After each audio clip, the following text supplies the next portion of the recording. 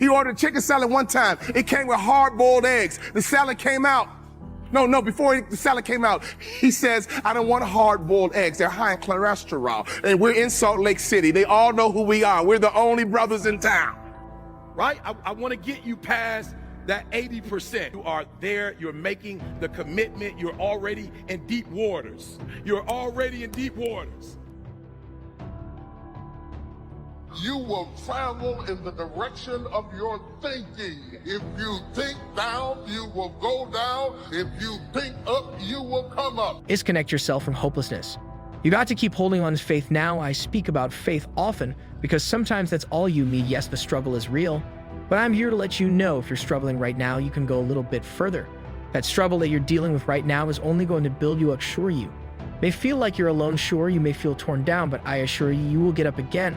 There will come a time that things are going to get just a little bit better, but right now, we're all being tested. Well, Mr. Malone, the salads are pre-made and the egg is crumbled over the salad. Well, would you mind picking it out for me?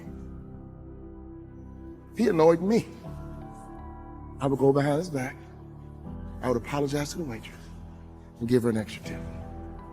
Me? I ate whatever they brought me. French fries? Cool. Gravy? Cool.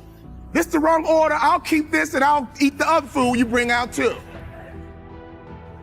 He annoyed me when he ordered food because I thought he was difficult. Karl Malone played 20 years in the NBA. I played 3. You've already, the water, like, it's up to your shoulders, it's already up to your throat. Like, you're already in it, you're already there. You're past the feet, you're past the ankles, you're past the knees, you're past the waist, you're past the chest. I want you to say with me, I can, come on, I can, I will, I must. Come on, I can, I will, I must. Regardless of what's going on, we are professionals. Like, if they need a hero, we are the heroes. And so despite what's going on, we can. You acting like you indispensable. I actually have motivational speakers calling me saying, Walter, we're in a recession. I'm thinking about quitting and getting a real job. Now, isn't that an oxymoron? A motivational speaker quitting. You know what I do when I get those phone calls? I motivate them to quit. Because in my mind, if it's going to be a dog-eat-dog world, I'm going to be the big dog.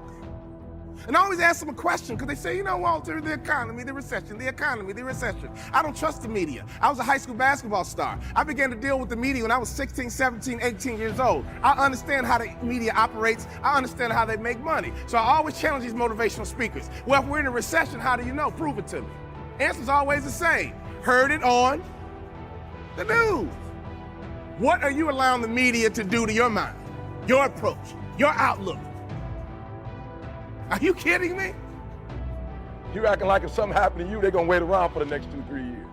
Like your spot is just guaranteed. But for some of you, that contract messed you up. You soft now. You ain't as hungry as you was when you was in high school. You ain't as hungry as you was when you was in college. You ain't as hungry as you were your first year. You ain't as hungry as you were your second year. You take this opportunity for what? Come on, talk back to me. You take this opportunity for what? You take it for granted, bruh. But what I'm trying to tell you, this different, baby. This ain't high school. This ain't college. And if something happens to you, I promise you, if something happened to you, as sweet as you are, you're gonna be what? Replaced. Say it again. You're gonna be what? That ought to scare you. That ought to scare you. That alone ought to make you wake up every day and say, I cannot afford to be replaced. I can tell you why I can't afford to be replaced. You tell me why you can't afford to be replaced. Say it again. My wife got MS, bruh. She will never go back to work again. The circumstances that this world is going through right now, every individual is dealing with it at its own point in time. Somebody may be dealing with it a lot worse than you. Somebody is ready to end their life right now, but maybe you're not. Somebody just threw in the towel and said, I'm done with this. But I'm telling you right now, if you're still breathing at this moment, if you're still walking at this moment, if you have the ability to continue to move, keep moving, look up, keep that faith, stay strong. And I speak about strength because strength is good for you, but struggle is good for you too. You don't realize how strong you. The way you think about your situation determines your reality. The way you think about your family determines your reality. The way you think about yourself. You're not being hurt by the way people think about you. Many of those people are a reflection of how you think about you. If you think about yourself a certain way, you will attract people who think about you a certain way. And you will expel from your life people who do not line up with how you think about yourself. The mind then becomes the battleground. The mind, Satan is always trying to do battle to take over your mind with warfare. Some of you is fighting your thoughts right now. You must be willing to do the things today others won't do, in order to have the things tomorrow others won't have. That's why the book of life said the road to life is straight and narrow, and few there be that find it, because few there be that are willing to do the things today others won't do, in order to have the things tomorrow others won't have. What are the things that others won't do? Number one, make discipline a major force in your life. How many of you know if you'd have been more disciplined, you'd be further along to reach your goals right now? Socrates said the undisciplined life is an insane life. The road to life is straight and narrow because few there be that are willing to discipline themselves. Here's something else that most people won't do. Make it okay to fail.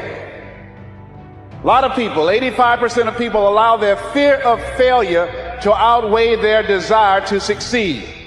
The circumstances that this world is going through right now, every individual is dealing with it at its own point in time. Somebody may be dealing with it a lot worse than you. Somebody is ready to end their life right now, but maybe you're not. Somebody just threw in the towel and said, I'm done with this. But I'm telling you right now, if you're still breathing at this moment, if you're still walking at this moment, if you have the ability to continue to move, keep moving, look up, keep that faith, stay strong. I speak about strength because strength is good for you, but struggle is good for you too. You don't realize how strong you are. Despise not the day of small beginnings. And so many people say, when I get a big break, when a big door opens, when somebody notices me. But that is not the key to success. The key to success is to start where you are. Right where you are. Not when things get better, but start where you are. The only thing worse than one who is inconsistent in applying their self-imposed disciplines is one who has never considered the need or the value of discipline at all, changing loyalties and shifting frequently from one commitment to another, leaving behind a trail of broken friendships and unfulfilled promises, all because of a discipline that was either non-existent or imposed so infrequently that it was ineffective. Most of us are worried about suffering. We're afraid of it. When we're suffering and sacrificing, we wonder whether it's worth it. We wonder whether sacrifice or setbacks or suffering is a sign it's not our real dream.